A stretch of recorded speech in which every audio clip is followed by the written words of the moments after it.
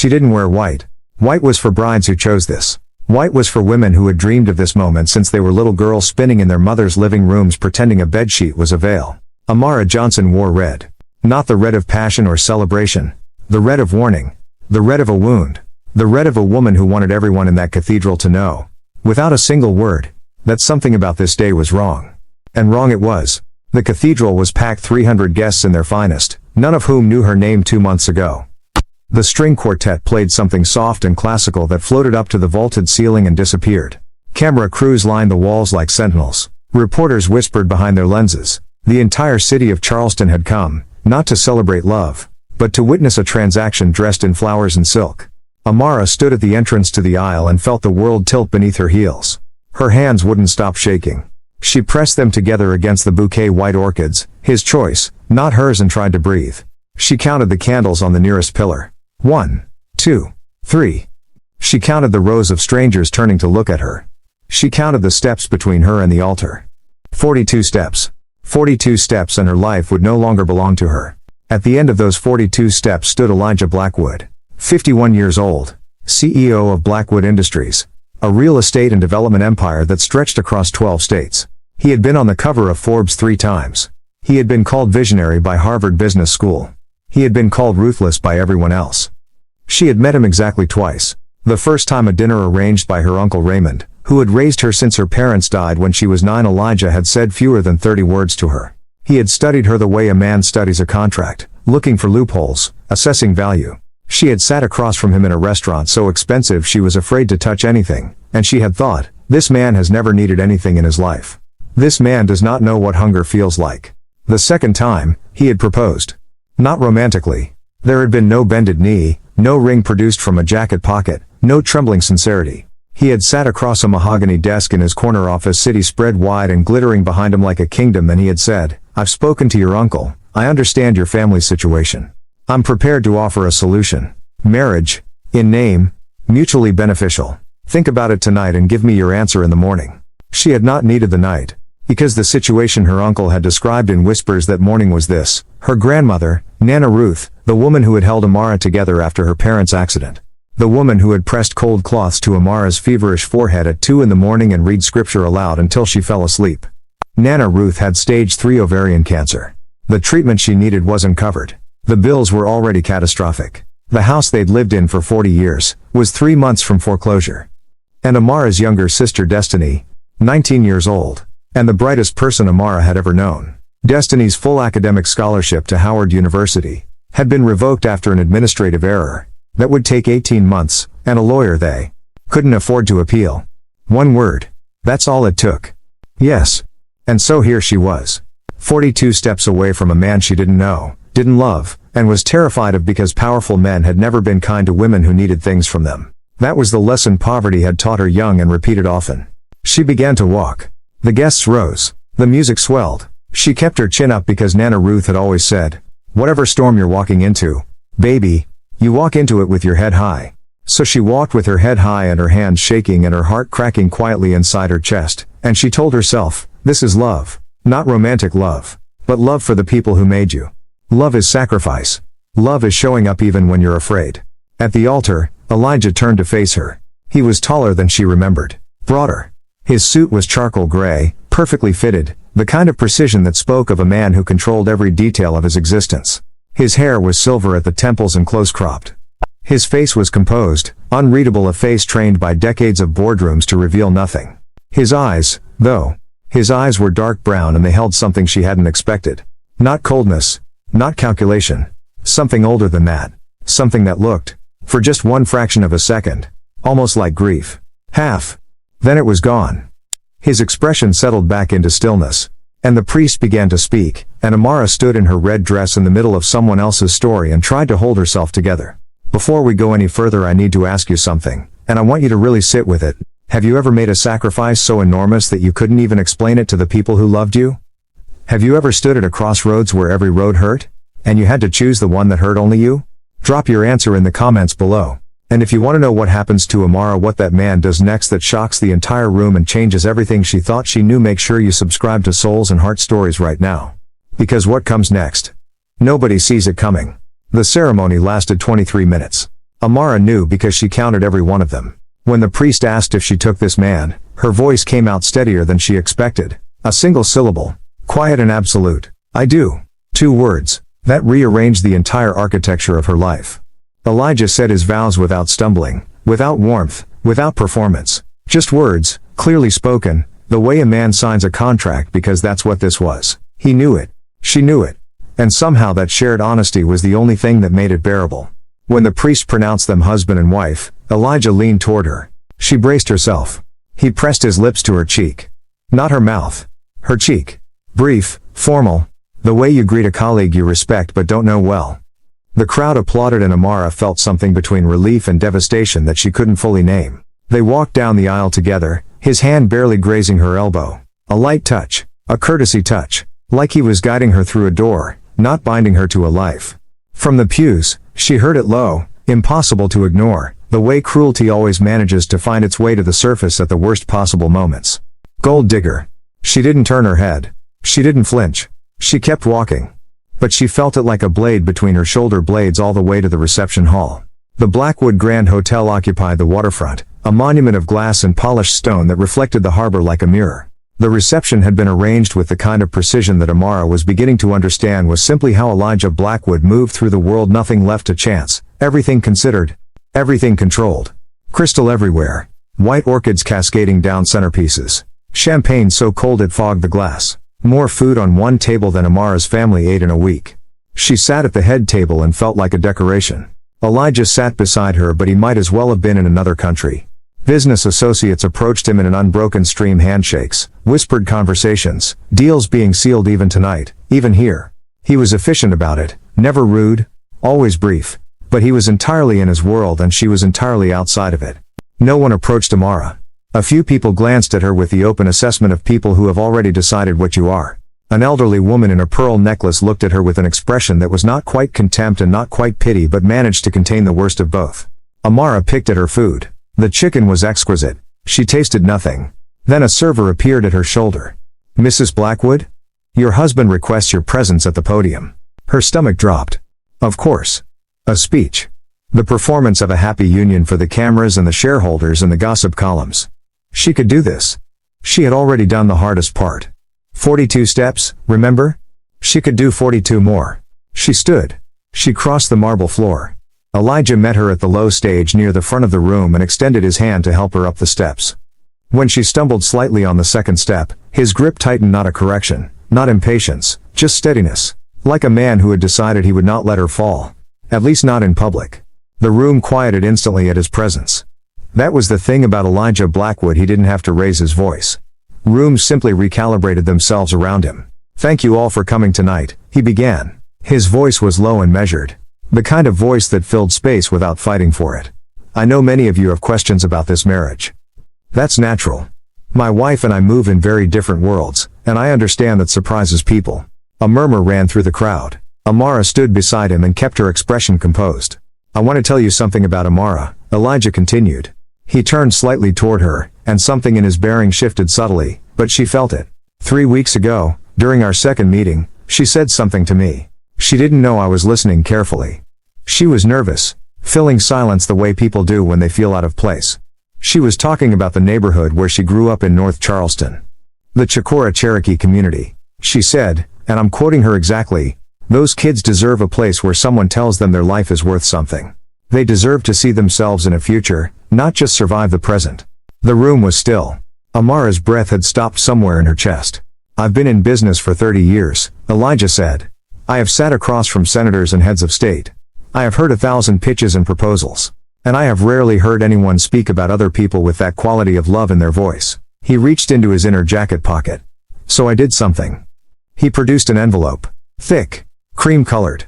He held it out to Amara. She took it. Her hands had started shaking again. Open it, he said quietly. The room held its breath. All 300 people, the camera crews, the reporters, the pearl necklace woman, all of it. Still and waiting. Amara opened the envelope. Inside were legal documents. Official seals. Her name Amara Johnson Blackwood. Appearing in places she had to read twice. 3 times. To believe. Her lips moved silently as she read. First page. Second page. Third. Her knees went soft. "This can't be real," she whispered.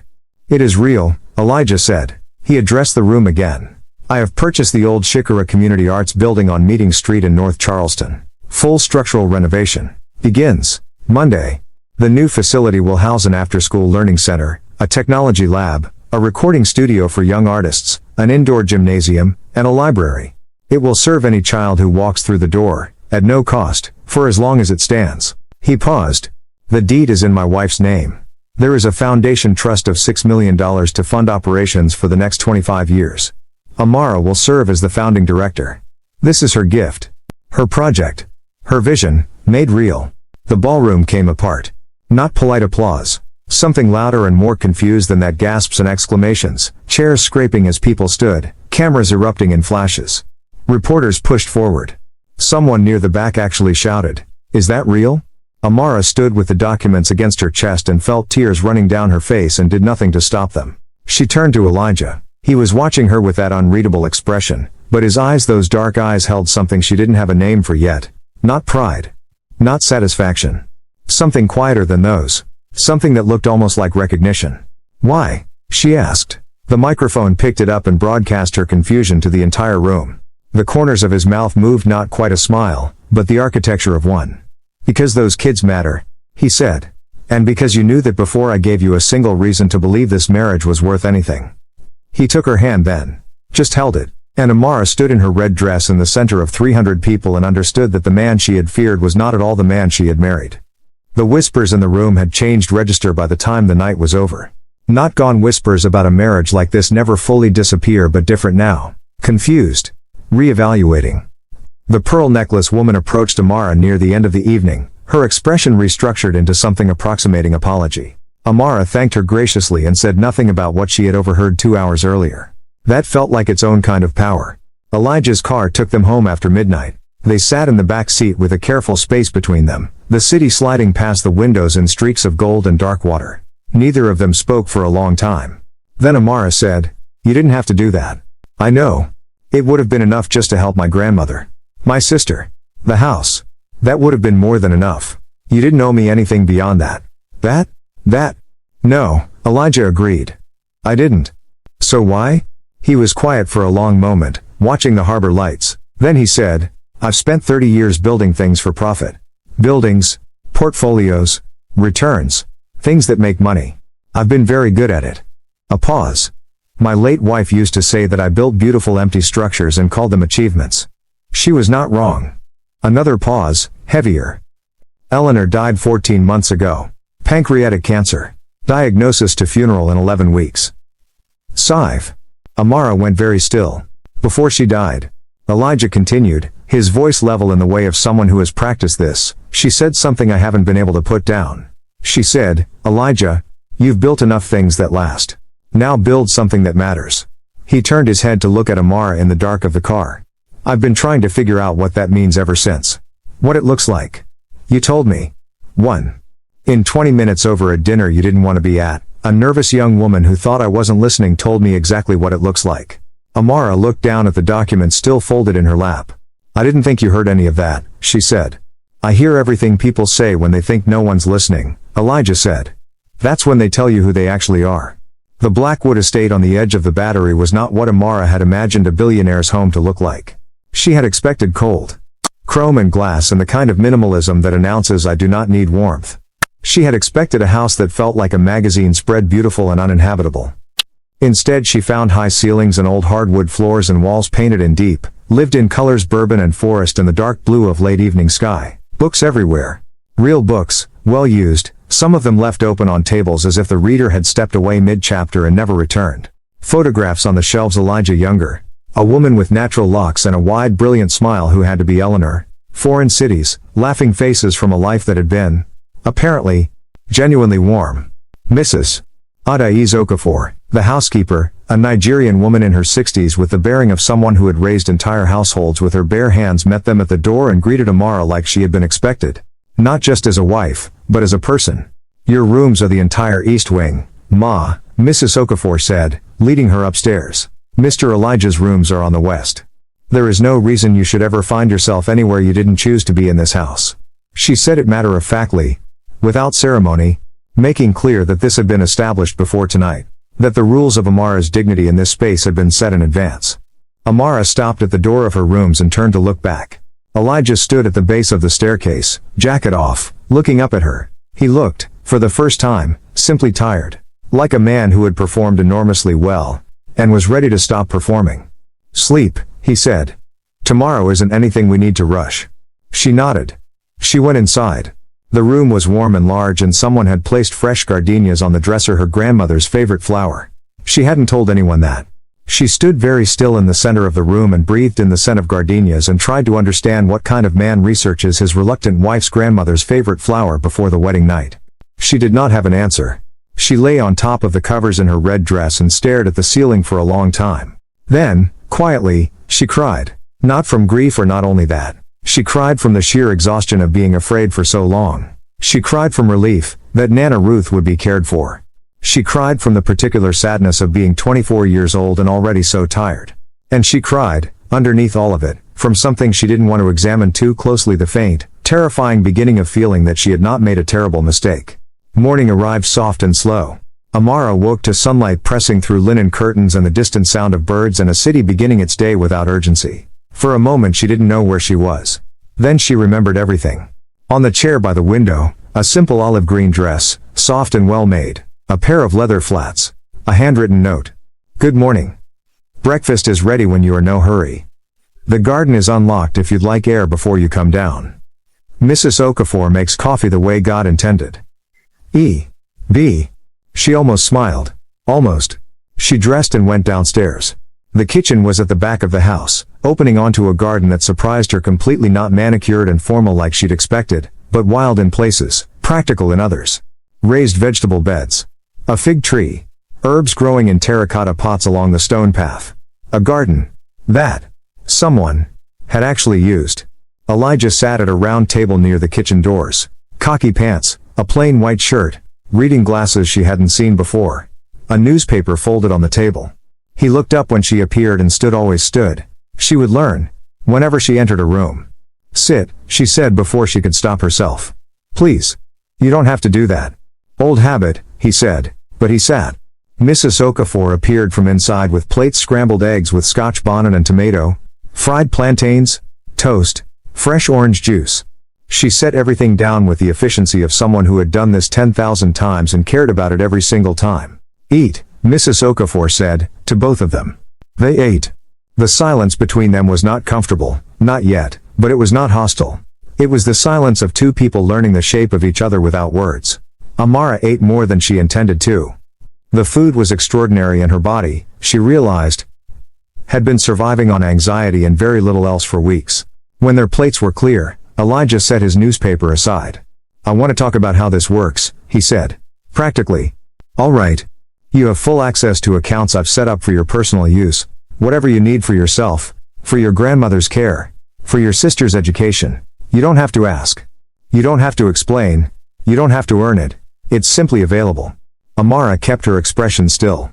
The Community Center Foundation has its own operating account. You'll have a team administrator, coordinator, whatever staff you decide you need. I have people who can advise you on running a nonprofit, but every creative and programmatic decision is yours. I will not interfere.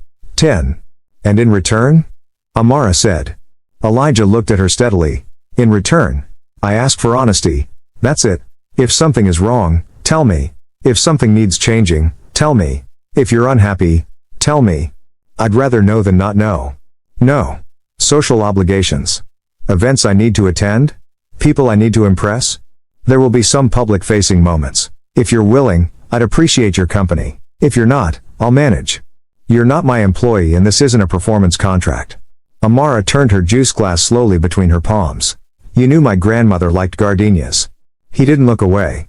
I spoke to your Uncle Raymond before the wedding. I asked him what would make you feel at home. He told me gardenias were your grandmother's flower and that you'd been buying them for her since you were a teenager with your first part-time job.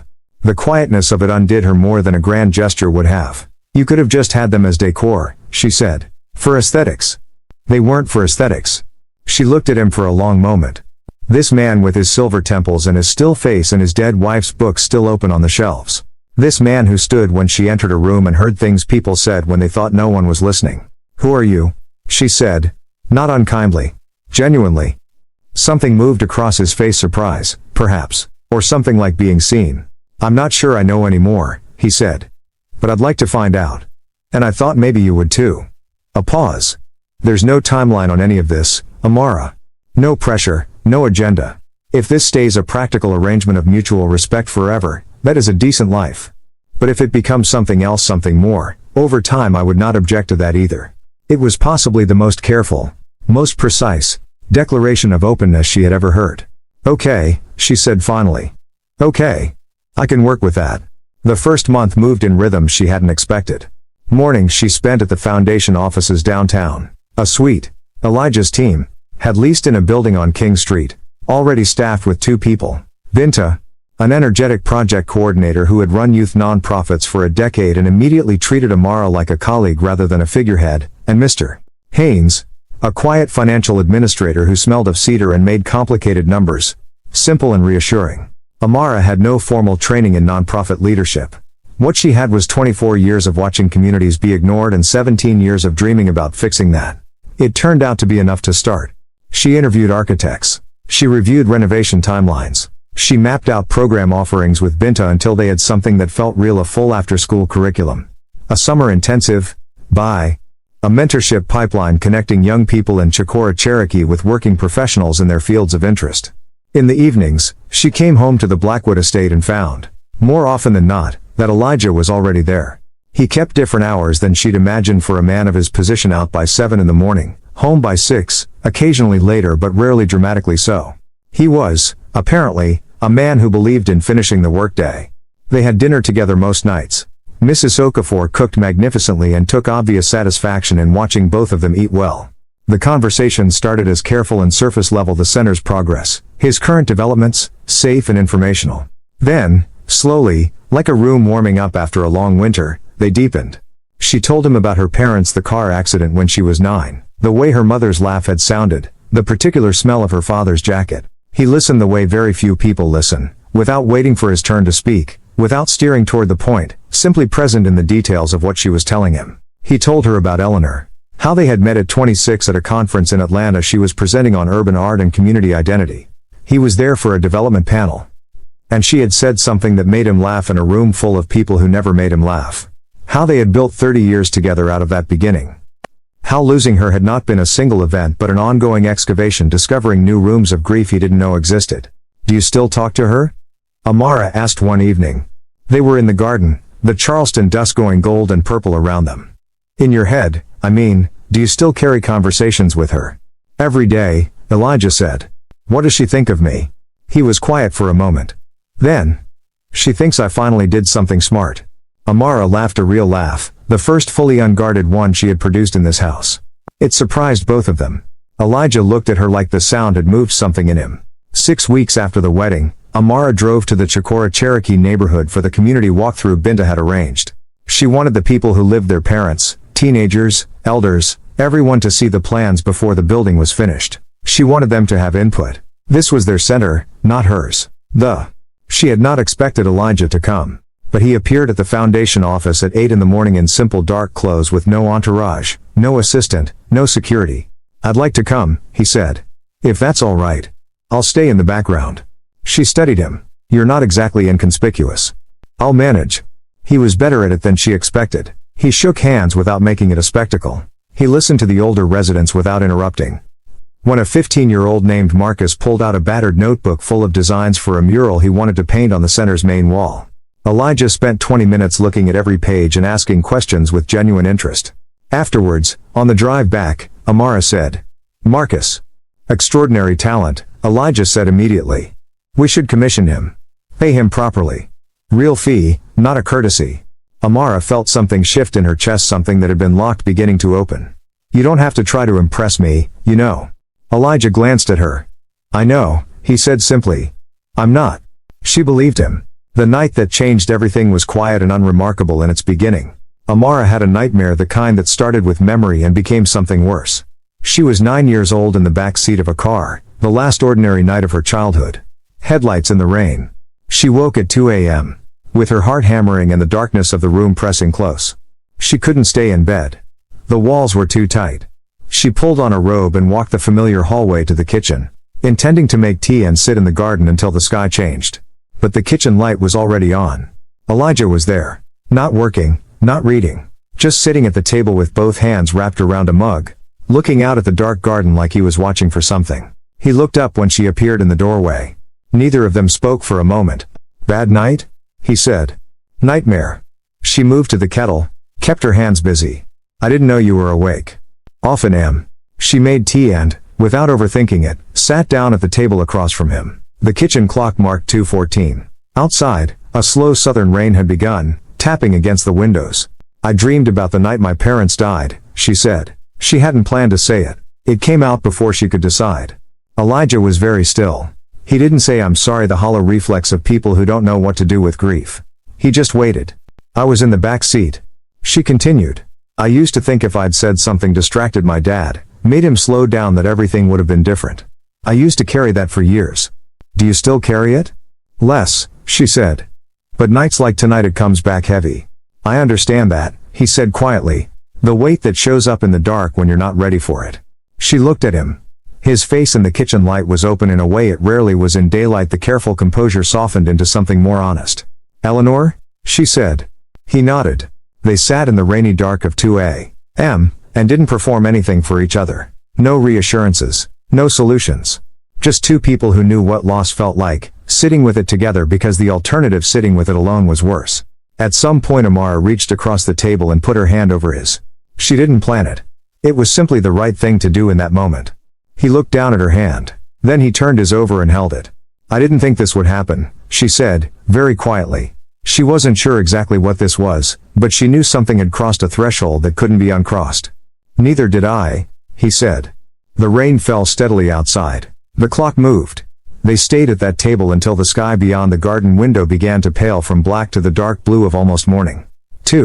Bye. They talked not about grief anymore, but about everything and nothing. Childhood memories. Food. Music she loved that he'd never heard. Cities. He'd been to that. She wanted to see. Heard. He'd been. She wanted. He'd been.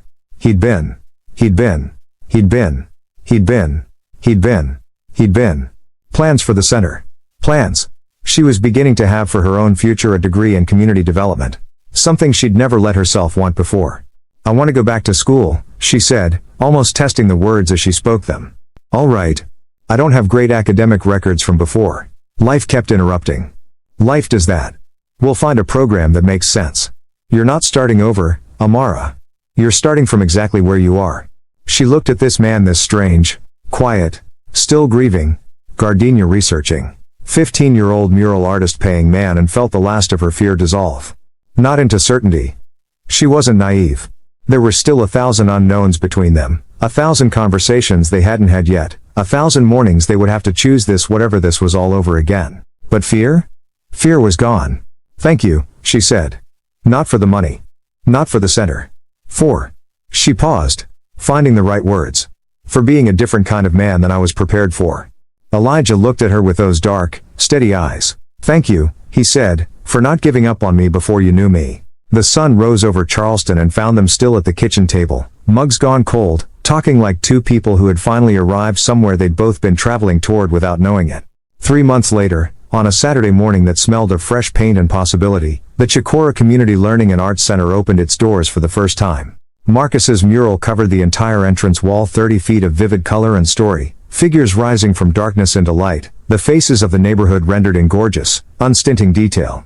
He had worked on it for 6 weeks. Elijah had paid him 3 times the rate he'd initially suggested, because Binta had shown him the mural halfway through and said simply, "This is extraordinary." 1. Elijah had agreed. 240 people came to the opening, parents with toddlers on their hips, teenagers, who came skeptically, and stayed, because the recording studio was real and fully equipped. Elders who remembered when this building had been a place of life before years of neglect took it down. Community leaders, local teachers, a reporter from the Post and Courier who had written, 2 months ago, a cynical piece about the Billionaire's charity project and now stood in front of Marcus's mural with an expression that suggested she was writing a very different article in her head. Amara stood at the entrance and watched people walk through the door she had built for them. Elijah stood beside her, Not in front of her, beside her. That had been his position all along. She understood now, that it was not a coincidence. "How does it feel?" he said. She thought about the red dress, the 42 steps, the shaking hands, the terrified girl, who had said yes, because love leaves you no other choice. It feels, she said slowly, like the best thing I've ever done. He said nothing. But when his hand found hers and held it, not briefly, not formally, but in the way of someone who intends to stay, she did not pull away. She held on. "Before I let you go, I have one more question for you, and I want you to be honest. If someone offered you safety at the cost of your freedom, could you find a way to turn that cage into a home? Or would you spend your whole life looking at the lock?" Leave your answer in the comments, every single one of you who has been through something that changed the shape of your life. This question is for you. I want to hear your story. And if Amara and Elijah's story moved you, if you felt something you weren't expecting to feel today, then Souls and Heart Stories is exactly where you belong. Subscribe right now. We are here every week with stories that don't let go, stories that reach into the part of you that needs to believe that love, real, complicated, unexpected love, is still possible. You don't want to miss what comes next. This is Souls and Heart Stories. And we are just getting started.